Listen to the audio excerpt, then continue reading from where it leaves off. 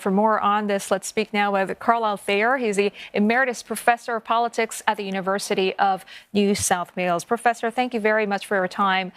Firstly, just want to ask you why Vietnam, and what kind of message is Putin trying to send to the West and its allies by visiting Hanoi after North Korea? Well, Vietnam and Russia are comprehensive strategic partners, the highest level that Vietnam has, and Russia was the second one after China. They have a comprehensive relationship based on a long history of support. The West is isolating Russia diplomatically and economically because of its invasion of Ukraine. And Vladimir Putin has used the invitations from North Korea and Vietnam to combine a trip for him to demonstrate to the outside world that you can't isolate Russia. But in particular, there are substantial, between the two, economic ties that Russia has in Vietnam. It's not a major economic player, but important for Russia.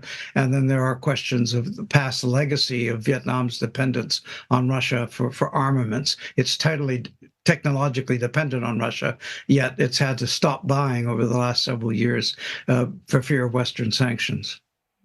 Can we dig a bit deeper into that, Professor? At this point, what are Hanoi's main interests in this relationship? Where does Russia fit exactly in terms of Vietnam's foreign policy objectives?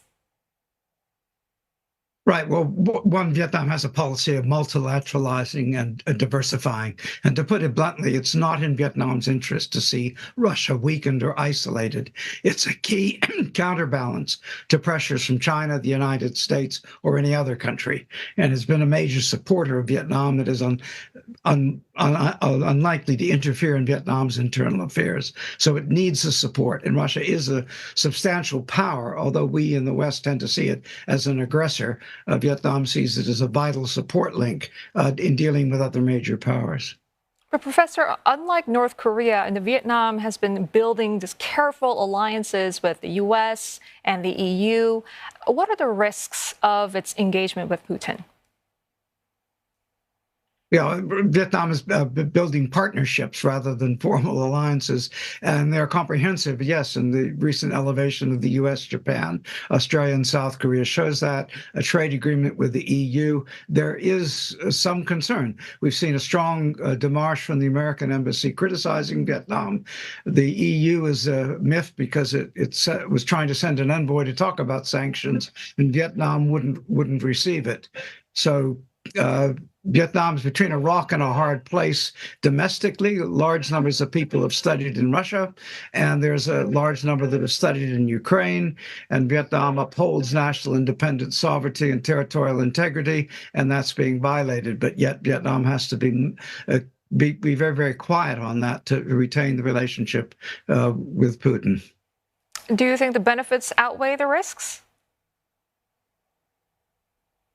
Well, for Vietnam, yes, as I say, it's a vital part of its constellation of constantly interacting. Russia has equity with Vietsoy Petro, a joint venture in the South China Sea. China is pressuring Vietnam. Vietnam hopes to leverage on Russia's presence to at least be able to keep the Russians still operating there and not capitulate to China. So if we go back and forth, we hear analysts say it's a bamboo strategy. No, bamboo diplomacy is a means, and it means Vietnam wants to preserve its strategic autonomy, independence, and territorial integrity, and it will deal with all countries, including the devil, to maintain that. Mm-hmm. A think tank earlier this year found that despite a $1 billion budget for arms imports, Vietnam actually placed no new major orders last year. Professor, how heavily will weapons feature in discussions during this visit? Do you expect to see an arms deal? I don't expect to see an arms deal that would be toxic to be announced in public. What we really do have is from 2018, a massive decline in Vietnamese purchases. And Russia has continually pressed Vietnam to meet what it calls its obligations to buy technology. It is one of the 12 countries left now that Russia has exported to. But in the last several years, according to SIPRI, the Stockholm International Peace Research Institute, Vietnam hasn't purchased it. It's marking time. It has a legacy of dependence and it vitally needs new technology from Russia. The West and other countries are too expensive, and it would take too long to readjust. So Vietnam has to find a mechanism financially, and that's one of the things that they'll discuss, how to exchange rubles for dong. But to make a major arms purchase public now, or even to proceed now, would be disastrous for Vietnam. But it will be to source out and look at ways they can get around it for minor increments on the defense side. Professor, so we've got President Biden. He paid a visit to Vietnam in September. A few months later, in December, it was China's President Xi. What does Mr. Putin's arrival today now tell us more broadly about Vietnam's geopolitical significance, given the visits of such powerful leaders? Well, right. Vietnam likes to be at the center. It hosted Trump for the North Korea summit a while back, and it demonstrates to those other countries, to China and the United States. China, you press us too hard on the South China Sea. We have a partner, perhaps Russia. United States push us on human rights, and the same with Europe.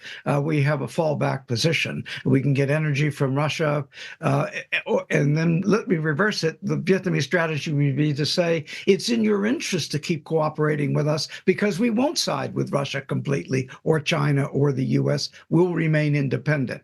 So that's the crux of Vietnam's position: how to stay at the center of their galaxy without being sucked into anybody's orbit. All right, Professor, we'll have to leave it there for now, but thank you very much for your insight this morning. That was Carlyle Thayer, Emeritus Professor of Politics at the University of New South Wales.